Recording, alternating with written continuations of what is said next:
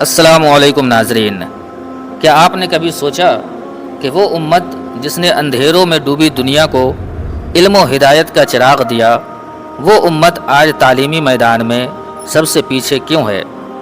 کبھی سوچا کہ جس نبی صلی اللہ علیہ وسلم نے علم حاصل کرنا ہر مسلمان مرد و عورت پر فرض ہے فرمایا، آج اسی امت کے مدرسے اور کالج الگ الگ راستوں پر کیوں چل رہے ہیں؟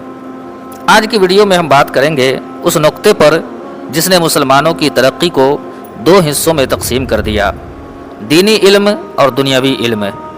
یہ تقسیم کب ہوئی، کیوں ہوئی اور اس کا نقصان کیا ہوا؟ ناظرین، اسلام میں علم کا کوئی دینی یا دنیاوی بٹوارا نہیں تھا۔ قرآن نے علم کو نور، ہدایت، حکمت اور طاقت قرار دیا۔ قرآن کہتا ہے، کہو کیا برابر ہو سکتے ہیں وہ لوگ جو علم رکھتے ہیں اور وہ جو نہیں رکھتے؟ نبی کریم صلی اللہ علیہ وسلم نے فرمایا، علم حاصل کرنا ہر مسلمان مرد و عورت پر فرض ہے۔ اسی طرح حضرت علی رضی اللہ تعالی عنہ فرماتے ہیں، علم دولت سے بہتر ہے، کیونکہ علم تمہاری حفاظت کرتا ہے اور دولت کو تمہیں بچانا پڑتا ہے۔ ناظرین، اب آئیے جانتے ہیں علم دو حصوں میں تقسیم کب اور کیوں ہوئی۔ یہ تقسیم نبی کریم صلی اللہ علیہ وسلم اور خلفائے راشدین کے دور میں نہیں تھا، بلکہ نبی کریم صلی اللہ علیہ وسلم کے دور میں علم وحی یعنی قرآن و سنت اور علم دنیا یعنی کھجور کی کھیتی، حکمت، میڈیکل سائنس، میتھمیٹکس، جنگی حکمت عملی، یہ سارے علم ایک ساتھ پڑھائے جاتے تھے۔ اسی طرح حضرت عمر رضی اللہ تعالی عنہ نے مصر کے گورنر حضرت عمرو بن عاص کو حکم دیا کہ وہ رومیوں اور قبطیوں سے ان کے علم کو سیکھے۔ ناظرین، بغداد کا بیت الحکمہ یعنی علم کا گھر، جس میں قرآن، حدیث، فقہ کے ساتھ ساتھ ایسٹرونومی، کیمسٹری، میتھمیٹکس، میڈیسین یعنی میڈیکل سائنس، فلسفی، ایرانی، یونانی اور ہندی علوم بھی سکھائے جاتے تھے۔ اب سوال ہے کہ پھر خرابی کہاں سے آئی؟ کیوں علم کو دو حصوں میں بانٹ دیا گیا؟ اس کے کئی وجوہات ہیں۔ پہلی وجہ ہے مسلمانوں کی سیاسی کمزوری۔ خلافت کے بکھرنے کے بعد بادشاہت کا غلبہ زور پکڑا اور اس طرح سیاسی انتشار نے تعلیمی نظام کو متاثر کیا۔ مسلمانوں کو علم سے زیادہ حکومت کی فکر تھی۔ دوسری وجہ یورپ کی مخالفت اور نوآبادیاتی دور۔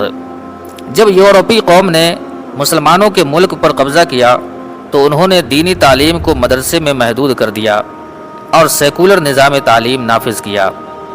تیسری وجہ مدرسے اور اسکول کی تقسیم۔ جدید اسکولوں میں دین کو نکال دیا گیا اور دینی مدرسوں میں سائنس، میتھمیٹکس وغیرہ کو فالتو قرار دے دیا گیا۔ چوتھی وجہ علماء کرام اور مفکرین میں فاصلہ بڑھا۔ جو دین جانتا تھا وہ دنیا سے ناآشنا رہا اور جو دنیا پڑھا وہ دین سے نابلد ہو گیا۔ ناظرین، سوال ہے کہ علم جب دو ٹکڑوں میں بٹ گیا تو اس کا قوم مسلم کو نقصان کیا ہوا؟ پہلا، امت دو حصوں میں بٹ گئی۔ ایک طبقہ مولوی کہلایا، دوسرا دنیا دار۔ ایک نے دنیا کو چھوڑا، دوسرے نے دین کو۔ دوسرے، تعلیم کا معیار بگڑ گیا۔ سائنسدانوں، ڈاکٹروں، انجینئروں کی نسل دین سے دور ہو گئی اور علماء کرام سائنس، ٹیکنالوجی، مینجمنٹ سے ناواقف رہ گئے۔ تیسرے، سیاست، تجارت، میڈیا، ٹیکنالوجی سب غیر مسلموں کے ہاتھ میں چلے گئے اور مسلمان صرف نماز، روزہ، حج اور فتویٰ تک محدود رہ گیا۔ چوتھے، امت کا علمی زوال۔ آج کوئی ابن سینا، جابر بن حیان، ابن رشد، فارابی، رازی کیوں نہیں؟ اس لیے کہ علم کا وہ توازن ہم نے خود توڑ دیا۔ اب کیا کیا جائے؟ اس کا حل کیا ہے؟ تو ناظرین، اس کا حل یہی ہے کہ مدرسوں میں سائنس، کمپیوٹر، انگریزی، اکنامکس شامل کیا جائے تاکہ حافظ ڈاکٹر بھی بنے اور مفتی انجینئر بھی بنے۔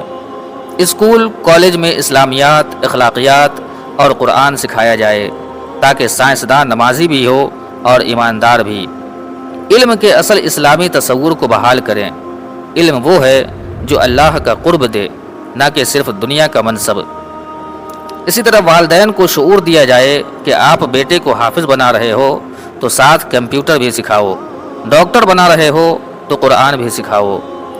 ناظرین، آخری اپیل، علم صرف ایک میدان کا نام نہیں ہے، یہ وہ خزانہ ہے جو حضرت آدم علیہ السلام سے لے کر نبی کریم صلی اللہ علیہ وسلم تک پہنچا۔ اسے ٹکڑوں میں مت بانٹو ورنہ تم خود بھی بکھر جاؤ گے۔ دین اور دنیا کا علم الگ نہیں ہے، دونوں کا رب ایک ہے، مقصد ایک ہے، صرف اور صرف رضائے الہی۔ دوبارہ وہی مقام پانے کے لیے پھر سے علم کو جوڑو۔ انشاءاللہ پھر ملاقات ہوگی اگلی ویڈیو میں، تب تک کے لیے اللہ حافظ۔